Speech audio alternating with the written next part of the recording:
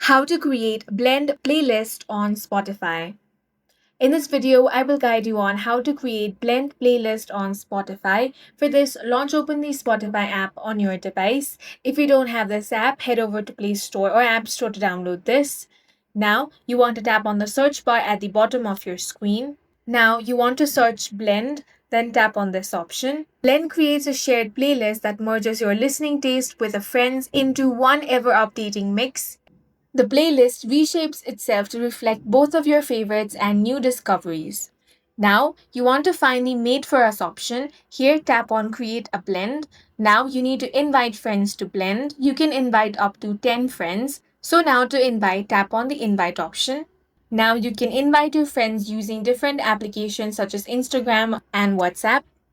Once your friends open the link and tap Join Blend, your shared playlist appears in the Made for You section. Now you can play your blend anytime. Each stream you or your friend makes will refresh the mix. And that's it for this video. If you found it useful, make sure to hit the like button and subscribe for more videos like this.